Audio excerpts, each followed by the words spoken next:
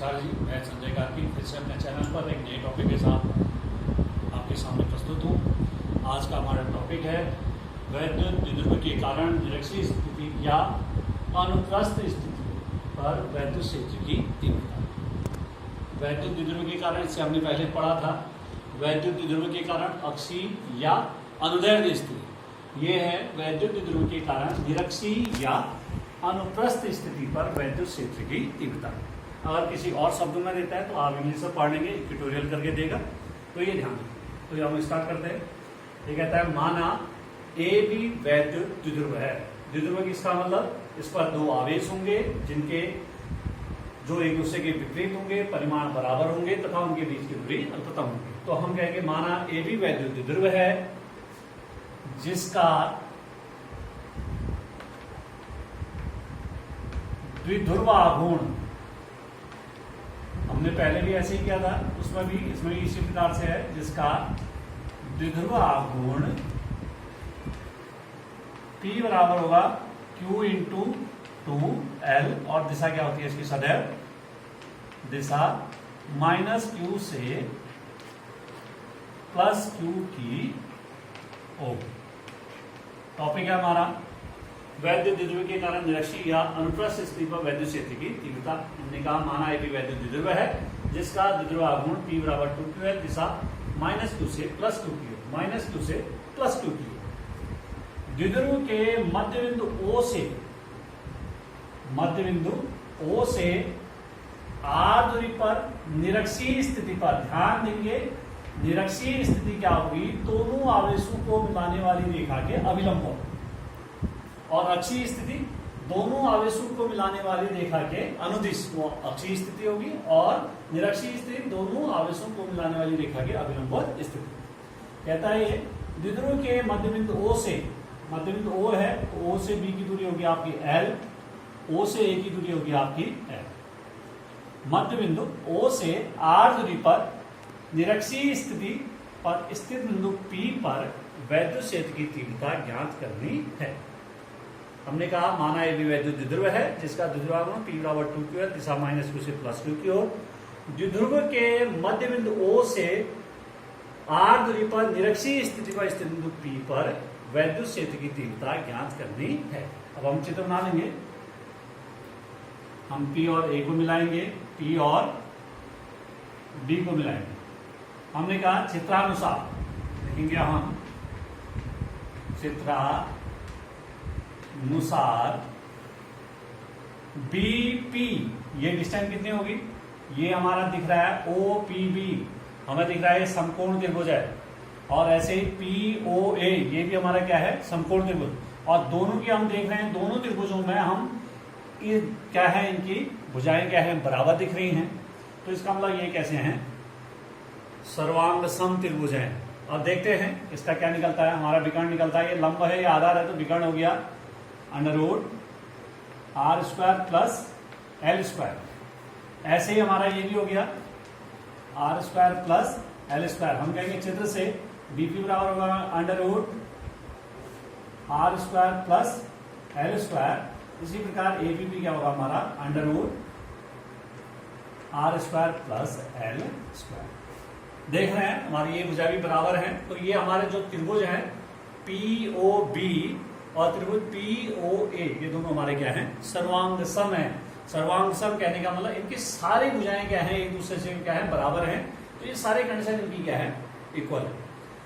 चित्रानुसार हमारा BP बराबर निकला root R square plus L square, और BP बराबर AP बराबर निकला root R square plus L square. फिर उसी प्रकार से लिखेंगे, तो प्लस Q के कारण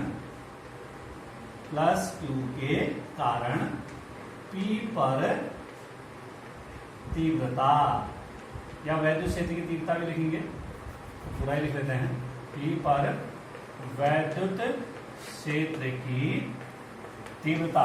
सूत्र उसी प्रकार से लगेगा जैसे हमारा अक्षीय में लगा था, E1 बराबर होगा 1/4 pi epsilon 0 Q upon B से P की दूरी है root R square plus L square. तो इसका स्क्वायर कितना हो जाएगा, R square plus L square.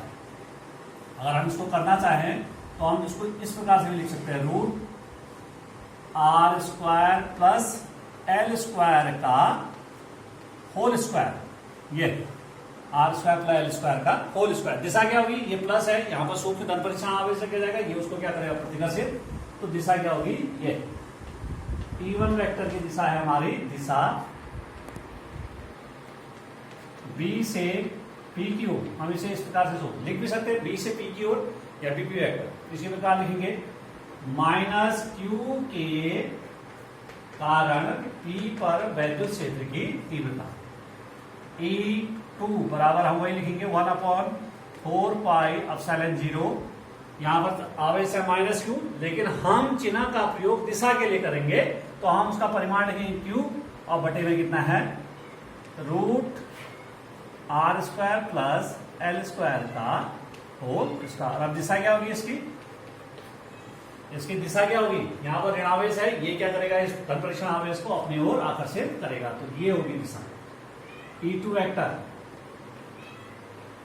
E2 vector की दिशा होगी कितनी, P से A की ओर। हम लिखेंगे PA वेक्टर।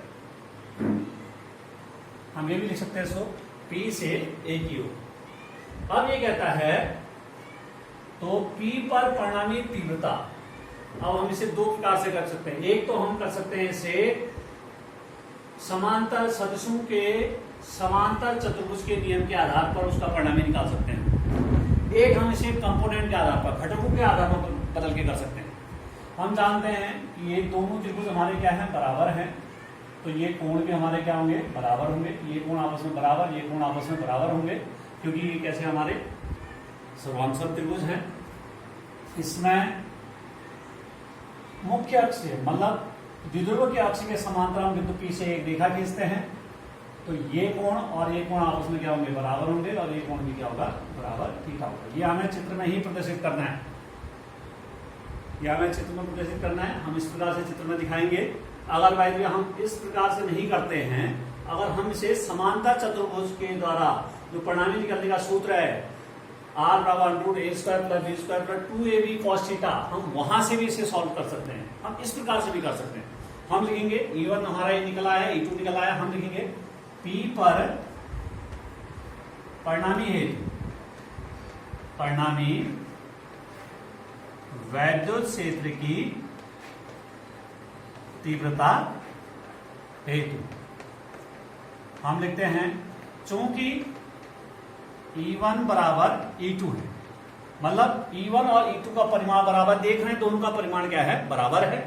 हम यहां पर लिखते हैं E1 बराबर E2 बराबर है। इन्हें घटकों पर बांटने पर, इसमें हमने लिखेंगे E1 बराबर E2 है, इसके आगे हम सीधे लिख देंगे इन्हें घटकों पर बांटने पर, घटकों में बांटने पर। ध्यान देने वाली बात यहां है कि इसमें चित्र का बड़ा महत्व, हमें इसमें घटकों में बांटना है। ये हमने समांतर, इसके समांतर रेखा खींच दी, ये कोण और ये कोण आपस में बराबर होंगे, ये संगत कोण हो गए, और ये क्या हो गए, हमारे एकांतर कोण हो गए। तो इस प्रकार से हमारे ये बराबर हो गए। तो हम देख रहे हैं, पहले हम E1 को कंपोनेंट मानते हैं। ये कहता है कि घटकों का बांटने पर सदिश जिस रेखा के साथ थीटा कोण बनाता है वो उसका क्षैतिज घटक होगा।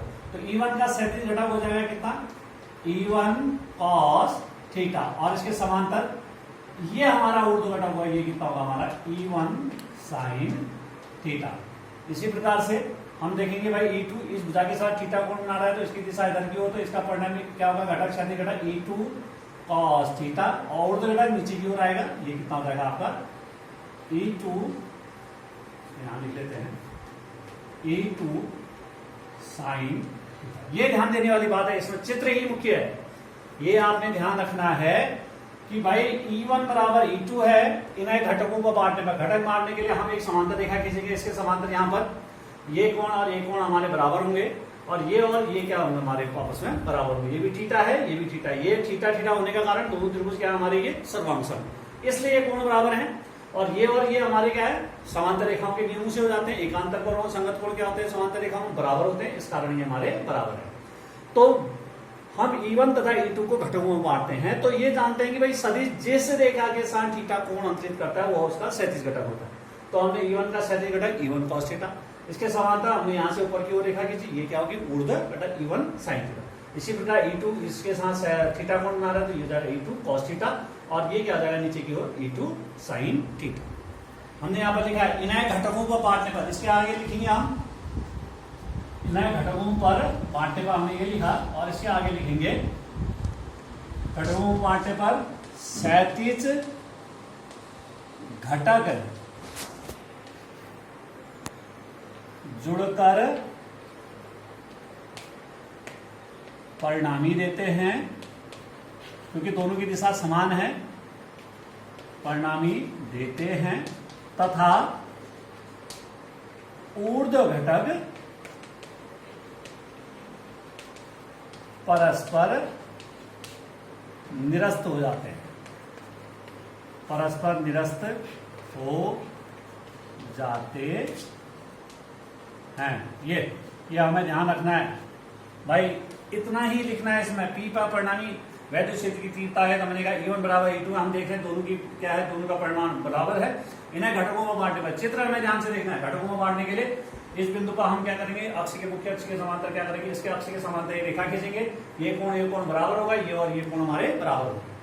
हम E1 को घटकों में बांटेंगे, हम जानते हैं जो शरीर जिस रेखा के साथ थीटा कोण अंकित करता है वह उसका क्षैतिज को घटक होता है, तो E1 cos थीटा, क्षैतिज को क्या करते हैं हम cos थीटा से शो करते हैं, और इसके समांतर इस पर ऊपर की ओर ये क्या होगा E1 sin थीटा, ऊर्ध्व घटक E2 का क्षैतिज घटक E2 cos थीटा, और ऊर्ध्व घटक कितना होगा E2 sin थीटा। हम यहाँ पर लिखेंगे E1 बराबर E2 है, इन्हें घटकों को बांटने पर क्षैतिज घटक जुड़कर परिणामी देते हैं तथा ऊर्ध्व घटक परस्पर निरस्त हो जाते हैं। क्यों परिणामी देते हैं, क्योंकि दोनों की दिशा समान होती है, और ऊर्ध्व घटक निरस्त क्यों होते हैं, क्योंकि एक दूसरे के विपरीत होते हैं।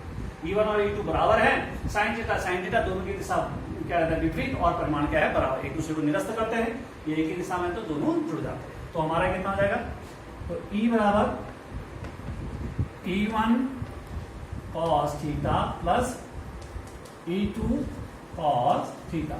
अब हम जानते हैं कि E1 बराबर E2 है, तो हम इसे लिख सकते हैं E1 cos थीटा, और E2 को भी लिख देते हैं हम E1 cos थीटा। तो हमारा ये हो जाएगा 2E1 cos थीटा। E बराबर हमारा कितना आएगा 2E1 cos थीटा। अब हम क्या करेंगे, उसकी वैल्यू पुट करेंगे। E1 की वैल्यू कितनी है 1/4 Q upon root R square plus L square का होल स्क्वायर। तो हमारा E कितना हो जाएगा, E बराबर हो जाएगा हमारा 2 इंटू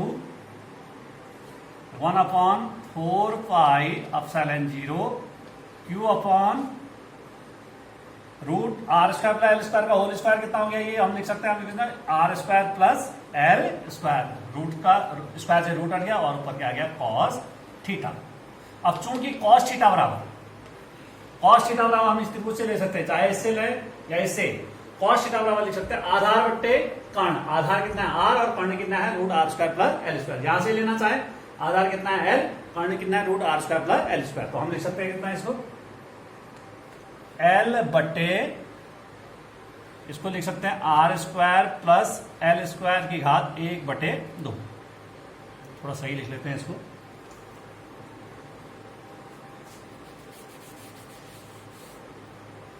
ये हमारी cos थीटा की वैल्यू आएगी, cos थीटा बराबर हमारा आएगा L बट्टे root R square plus L square. तो हमारा E कितना हो जाएगा, E बराबर हो जाएगा 2/4 पाई एप्सिलॉन 0 Q cos थीटा की जगह L बट्टे कितना होगा, एक तो हमारे पास है R square plus L square, और दूसरा कितना होगा R square plus L square की घात, रूट का मतलब होता है 1/2। रूट हटाएंगे तो हमने उसकी जगह क्या लिख दिया 1/2। अब हम लिखेंगे आगे, तो E बराबर हमारा हो गया, E बराबर हमारा हो जाएगा 1/4 पाई एप्सिलॉन 0 2QL बट्टे, यहां देखेंगे हम, एक है R square plus L square, दूसरा है R square plus L square, क्या 1/2, 1/2 और 1, ये हो गया हमारा R square plus L square की घात हो गया 3/2।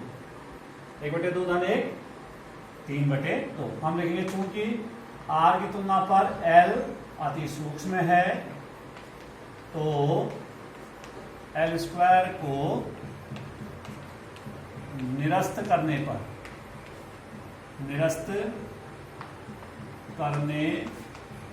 पर तथा हम लिखेंगे क्या 2QL बराबर P।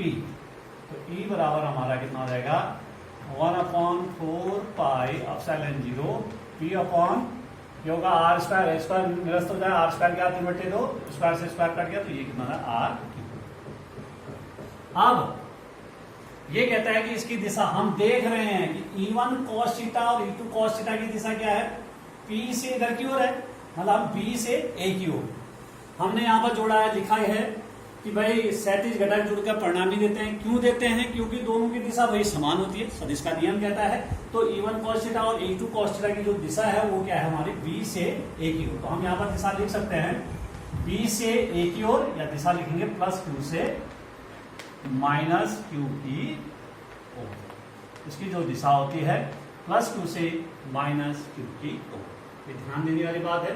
इसमें हमारा सबसे मुख्य क्या है, चित्र है, और चित्र को देखिए हम इसे करना। धन्यवाद।